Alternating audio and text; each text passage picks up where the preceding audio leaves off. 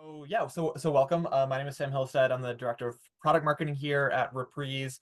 We have an absolute all-star panel for you all today. I want to go around and have us all introduce ourselves. And so just in order here, we have Alex. You want to give yourself a quick intro? Sure, happy to. Hi, everyone. Thanks so much for being here. I'm Alex Nation. I lead a solution engineering team at Qualtrics, and I have been an SE for over a decade and leading teams for the last couple of years. Thrilled to be here. Sam, who should I pass it to? Let's go to Matthew. Matthew. Hey everyone, I'm Matthew James, sometimes known as Matthew James with the two first names. I am New York's self-proclaimed solutions engineer, so shout out to all my New York friends. I started in my careering as an SE actually at a bank where I supported the FX trading desk of Goldman Sachs and came into tech to transform the world of enterprise banking. I've been at my current position as an SE for 4 years. Awesome. Thank you, Matthew James with two first names. Kalyan, you want to go next? Yeah, nice to meet everyone. I'm Kalyan Ramkumar. I'm also a systems engineer. I live in New York City, and I'm in security, which is a little bit different than a lot of people kind of go into. For solutions engineering, it's very technical, but I've been a solution engineer for 4.5 years now. Awesome. And Maria, you want to close us out? Yeah, absolutely. Hi, everyone. My name is Maria. I'm a manager of solutions engineering at HubSpot, and I'm based in Southern California. Been in pre-sales for the last 10 years, managing teams for the last three. So nice to see you all virtually. Amazing. All right, thank you everyone. So we only have 30 minutes, so I want to jump right in, give us plenty of time to talk about all of our amazing demo fails, which can admittedly be a hard topic. So thank you all for being here and being willing to be vulnerable.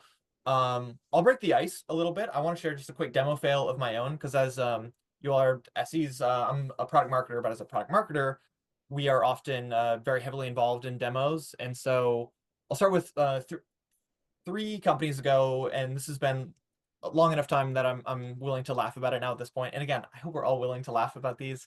But so I wasn't involved in directly giving demos. I was more on the builder side. And so the first demo environment that I tried to build, basically it involved taking a completely blank account and filling it manually with data. And so I had a great talk track, great demo flow, was really pumped about it. I spent, and this was my first fail in this, I spent probably like weeks manually putting data in, trying to make it look as beautiful as possible. And it did. It looked beautiful. It was perfect. It was pristine. But then my second fail was not realizing that it's not worth getting into, but the technology was built such that the sales reps weren't going to have access to that account. So my ask when I was like enabling sales team was to have each of the reps replicate the process that I went through around manually putting in data into their own accounts. And I thought it would work. I gave them very specific instructions. Surprise, surprise, no one did it. All of our sales reps ended up with their own accounts that were like pretty much totally empty. The things that they did add were very, very different from each other. Um, through no fault of their own. This is entirely my bad, a mea culpa. And so it ended up being kind of a mess. And all of our sales reps were just had a very, very suboptimal demo environment. Had to kind of go back to scratch and wasted a lot of my time and my sales reps' time. And I feel really bad about it. But there, we're being vulnerable. That was my first try at it. Gotten better. Started using some specialized demo software, so it's not so manual, like Reprise. But I guess I'll start off with the discussion topic. Does that sound familiar to anyone else? Has anyone else had problems around manual injecting of data or demoing off of blank environments, blank dashboards, anything like that? Does that resonate? Sound familiar with anyone? First of all, Sam, I'm sure they forgave you. You know, Maybe. Took them a little bit of time, I think. they're in sales. They have thick skin. They're fine. That's true. Um, That's true. For me, I would say definitely that is table stakes. At, by the time I got to like, the second half of my 10 years as an SC, I expected that things were going to go wrong. Plan for it. I sat in a room once, concrete, underground with a prospect, while they watched me figure out their Wi-Fi. That they also refused to give us before we came on site for security reasons. it was a mess. So things like that, I think, are just are part of the job. I'm sure my fellow colleagues here can relate. Anyone else have a similar memory? Well, this is so interesting you mention it, Sam, because the demo fail that I brought to talk about is very similar in that we were setting up sales demo environments. And this was in another world that we no longer live in, where our salespeople were still owning demos. Our solutions engineering team was just a little baby. There were only two of us at the time. And so salespeople were still doing demos.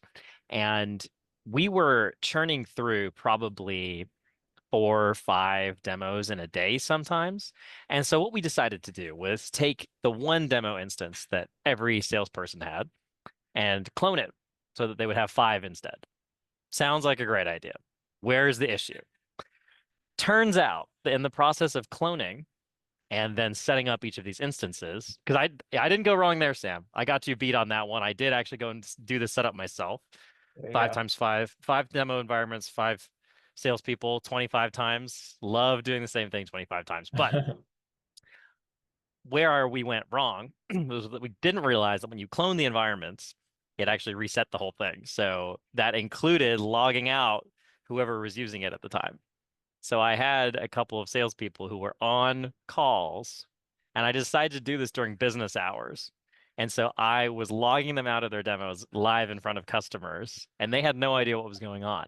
And because I was doing it 5 times, they would get logged out and log back in once. And you know what? That's fine. You can play off a one-time error, but then it would happen again and a third time. And so I think that week, all of our sales demos just had a little bit of a hiccup in them. And that is my bad. Yeah. Oof, that's particularly rough because it's impacting live sales demos. Well, look, I've always been trying to be a force multiplier, right? So I didn't even just impact my demos, I impacted everyone's demos. Yeah. Yeah, that's funny, Matthew. That's I tough. had a similar one too. When you're sharing demo environments, and it sounds like you all had your own environments. I don't know. We're in a world now where there's so much more resources, and probably these fails you hopefully won't see again. But there was a time a few companies ago where we shared the same demo environment, and there was a part in the solution where it looks like a Trello board or Asana board. You move the cards, and for whatever reason, like why did we think it was a great idea to share when, of course, every demo that's like the hottest thing in the solution at the time. So whenever you're like, okay, this exciting part where you're going to see all of your, cards in one place, update in real time, and it's like, wah wah, none of the cards are there. They're all moved to the last stage. Everything's complete, and nothing takes the wind out of your sails and really having that like build up, and then everything's gone. So So What then did Maria, you say? yeah. I'm like, oh, it's the Wi-Fi. Let me refresh. So the magic pause button, you all know, you pause, you update the cards really quick, shoot a question back. Tell me, do you think if once you see the cards, is this going to solve your problems? And then unpause I think you're so right. miraculously. I don't know the date on which Zoom released the pause screen feature, but whatever date that was, I have been saved so Huh. many times afterwards because of that. I like do it as a preemptive measure sometimes. Just if I see the screen loading for a second too long, I'll just pause it in there, and then I know I can sweep some things if I need to. Yeah. Totally. And you can ignore it because chances are they haven't noticed. They don't know your environment. You know your environment. So, one of our things I think we want to talk about today was like, what do you do when it all falls to pieces, which it will? You ignore it. I want to hear from Yeah. Colleen. Yeah. I was going to say Has- mine is less to do with the environment and way more to do with, I said, me, because I joined as an SE right out of college. And so it took me a while to understand that sometimes less is actually more when you're presenting a demo. And for something like security, when I'm doing a really technical product feature or going to rabbit hole of how backend or scanning these different companies, I would just ramble on and on and on, and then I would lose the customer. And then I would be like, where am I again? Where am I supposed to go next? What was the use cases? And so it took me a while to understand that slower is better and less is more. And that was my biggest fail, I would say, because I would just start talking and sometimes I would lose the customer along the way. Was there ever a time where you kind of read it on their face and you Yeah. were able to kind of come back? Yeah. Definitely. Yeah, of course. all the time. I think the future, it could apply towards every job you have, whether it's in security, whether you're giving presentations, whatever it may be. A phrase I learned from someone on my team that reminds me of what you just said is don't demo selfishly. And that was the first thing that came to mind when I saw this question. There were so many moments where my product didn't do what I expected it to do. But more than that, as an SC, I had to learn to stop wanting to show people how smart I am, how much I know about the product. And the guy on my team who just promoted to another team, like he coined that phrase, and I'm obsessed with it. Don't demo selfishly. Because you put the focus on the other person, and that honestly relaxes you, because then you're like, okay, if I need to pause my screen, I will. If I need to pull up a screenshot, I will, etc. It relaxes you and it allows you to have this dialogue, which isn't that the point of what we're doing? We're so not here to show things. It's not show and tell. It's a conversation. And I found that one of the places that I've learned the most about how I should demo is by being demoed to. Because I've had great demos where the person's been focusing on me, either catches my attention going somewhere else or like doubles down on the things that I really care about. And I've had the kind where they're just talking about their product. And what I like to say is like, no one cares about your product. What they care about is their set of objectives and where they're trying to go. So it's all about that for me. Another thing for me is that, I don't know if you guys ever faced this, is when you get a really difficult question, you kind of clench up a little bit, and then trying to deliver that with confidence, especially if it's a question you never heard in the past. And you're like, wait, what is the right answer for that? And it's going through your head, but being confident as you deliver it. For sure. That calm and confident Yeah. presence is, and I don't know how you all manage that, but do you all use a question back of like, oh, tell me more, and sort of buy yourself time? Because I know in the past I've like Yes. done that, ferociously typing away in the knowledge base. Yeah. I will straight up admit if I'm looking it up, I do not care. Or I'm trying to buy myself time to fit their question into like a pattern in my brain. I'm like, is this related to integrations? Is this a strategic question? Why are they asking me this? Like all of those things kind of ping pong in my brain at once. Yeah, Maria, I think that's such a good idea to use it as an opportunity to hear more from whoever you're speaking to, because they've obviously got some great idea in their head. Maybe what I've seen is we often get these questions about, are people really going to use your product? And that's quite a loaded question. And so I always use it as a chance to say, tell me about what you're thinking there, because chances are you've either got some kind of security concerns that we can go into. We've got a whole pack there. Is that your real question? Is your real question, we've tried things like this in the past and we did not have a lot of success. So how can we differentiate there? It's just an opportunity to lean in and get more from whoever you're speaking with. Yeah, absolutely. Or like a stump the chump. They're always going to get one of those. They just need to ask a question to stump you, you know? And have you guys been able to like identify those people in the room? Like you walk in and you're like, ooh, I know that you are going to be the one today. Put me through my paces. Let's go. Okay. Wait, Shay said I'd like to give them a win and tell them how good their question was. LOL. I Oh, really yeah. like that too. So good. Yeah, love I think how active this chat is, by the way. Please keep it going. I'll toss this one out there because the great question thing, I think it's actually awesome. But my caveat to that is you can't throw it out more than once or twice per meeting or call. Yeah. Otherwise, it just Like loses one or impact. two I use it sparingly. Yeah. They have to earn the great question. It has to also actually be a great question, I think. Like a thoughtful one. Yeah. Yeah.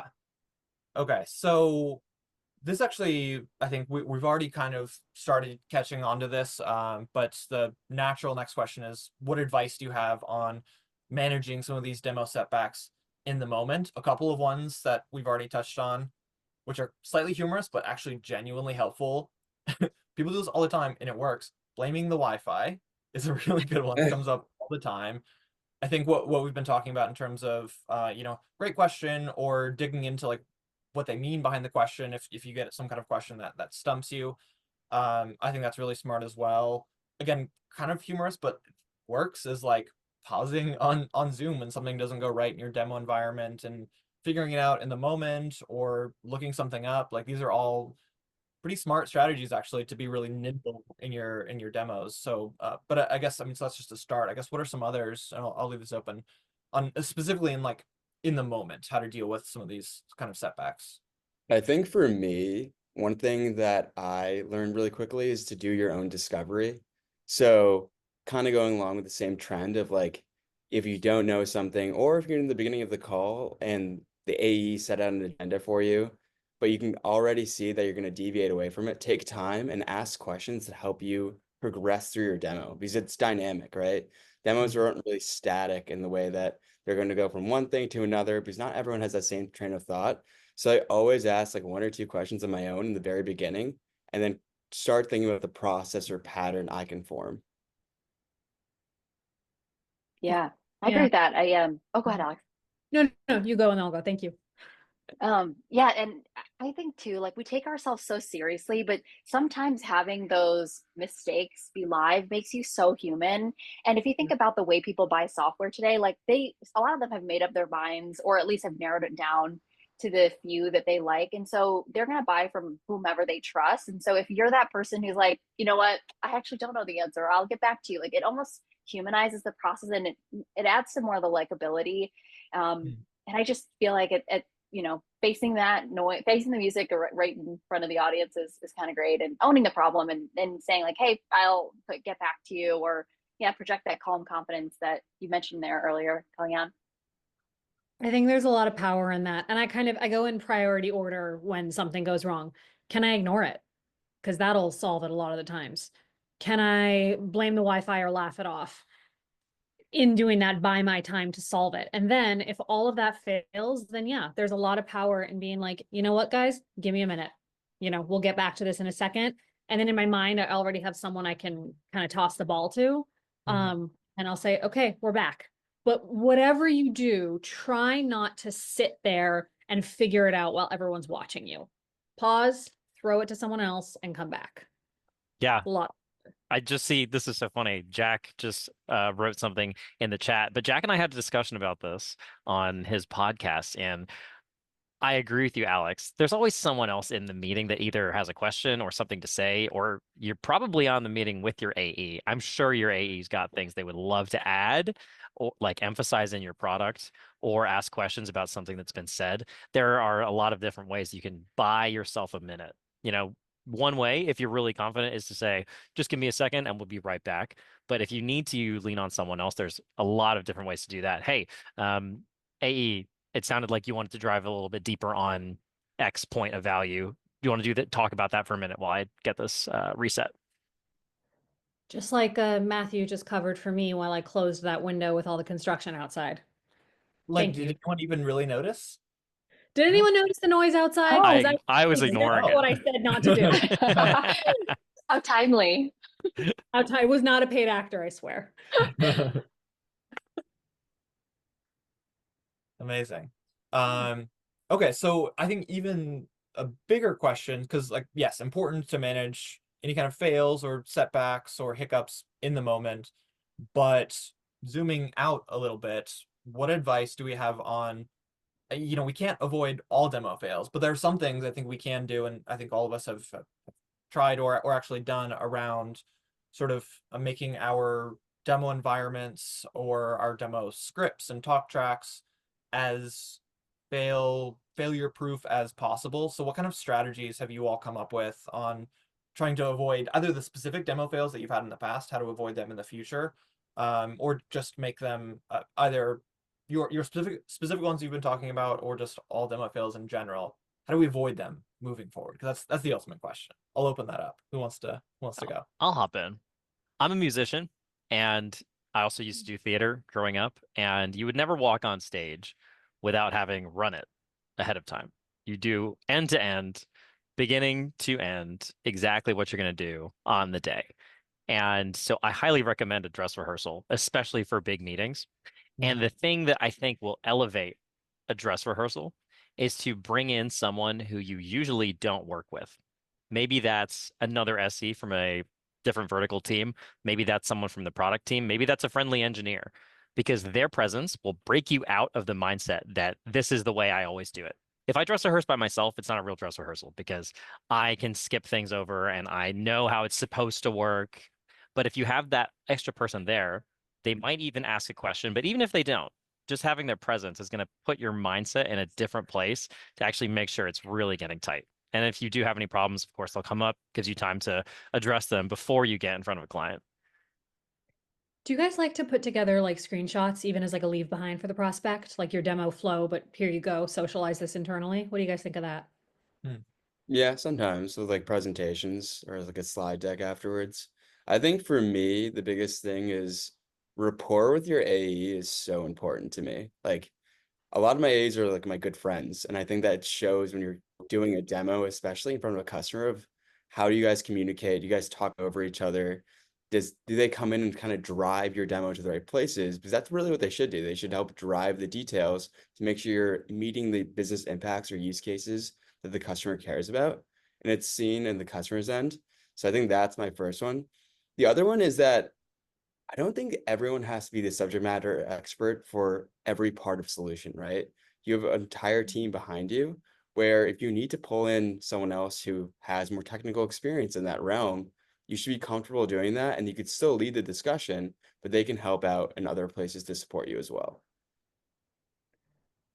I love what you're both saying sort of in parallel. There's in theater, it's yes and like there's an inherent generosity between the people in the room that is incredible to witness and hard to get right. And I think that someone else was about to say something.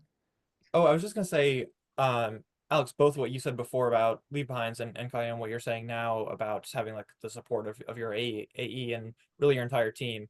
That seems to be a common thread of just like support, whether it's other assets or other people, and just having that sort of comprehensive approach to a demo program where it's not just like this one demo in this one moment. And if it goes wrong, everything else goes wrong. But even if there's that failure in one moment, you have a bunch of other interactions and a bunch of other assets that can help support. And you're probably going to give a lot more than just one demo. So, but actually, Alex, back to your point on the leave behind use case, that's really interesting, and it gets to the idea of that, you know, different kinds of demos for different stages of the selling cycle. You mentioned, you know, a screenshot version of the demo that you just gave, for instance, as a leave behind. I'm curious if you or anyone else on the panel has experimented with any other kind of demo environment leave behinds. A couple of other people, I asked, as a couple of other people, starting I think with David at Gartner, his first one, he gave leave behinds as an example of another asset to support your demo program. Is that something anyone else on the panel has experimented with? We Both digital and printed formats. Yeah, Matt, what have you done? we even did the opposite of a leave behind. I'm not sure what would the opposite be. A leave behind, take ahead. We Take ahead, yeah. send a 5-minute version of the demo In in a advance. video ahead of time. Interesting. Usually just to our champion, but sometimes to the whole team so that they know exactly what's happening. And they'll probably watch it at some point and forget most of it. I'm in fact expecting them to do that. They're all very busy. But then they're come into the meeting, and that magical way about human brains and how they work, they're going to trigger those little neurons about the things that they've seen before. And it's going to reinforce the message compared to if they had just seen it once for the first time. Do you see them asking like more acute questions because of that a lot of the times during those meetings? Absolutely. Especially from the champion. And I see our champions being able to co-direct with us. So it's not just us presenting, but the people that we already have a relationship with are elevated, and we all kind of take the team through it together, right? The last thing you want to do is come into a room, whether it's in person or virtual, and speak at a group of people.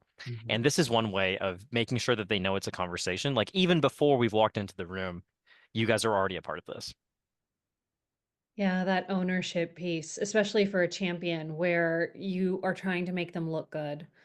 You need them to get this done for you internally. They likely need help on how to do that, but you want to do that in a way that's thoughtful, that's not like, let me step all over your toes. Um, and I also love the point in the chat of disqualifying quick, just as important to know what to focus your attention on.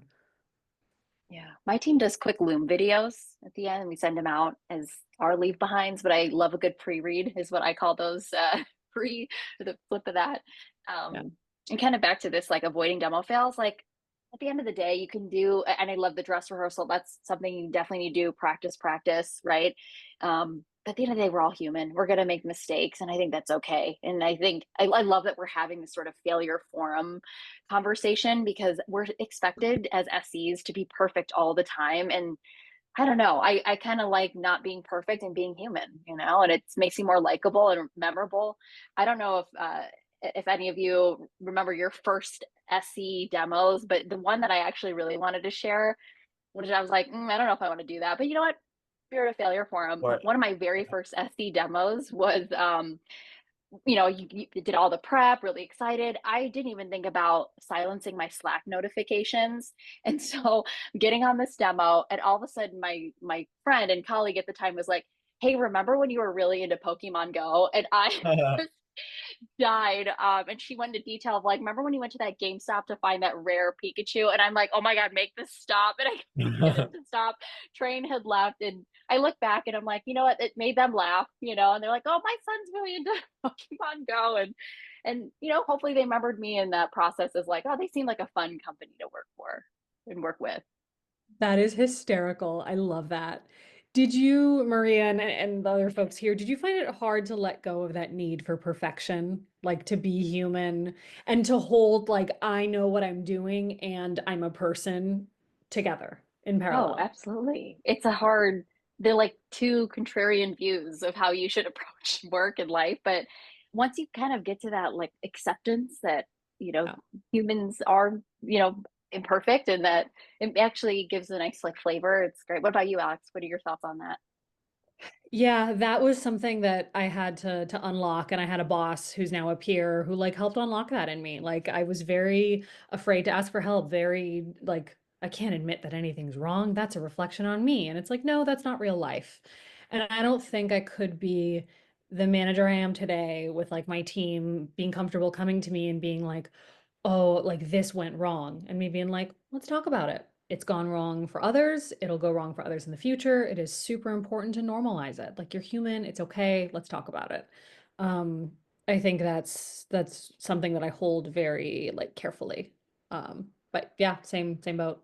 Yeah, I think managers have a huge role to play there. So thanks for being a great example, Alex, of what it looks like to welcome in that ability and space to learn, because that's what it is. When you fail, when you mess up, usually you have another chance to make it right, and you can do a lot better when it comes around the next time. I learned from my team, like the don't demo selfishly. I was chatting with someone else who just did a big visible on-site who was astonished at how like simple things need to be. And like that was a very astute takeaway of his because he's super technical. So yeah, a lot of cool learnings. And sounds like Maria, you've got some great learnings from your team as well.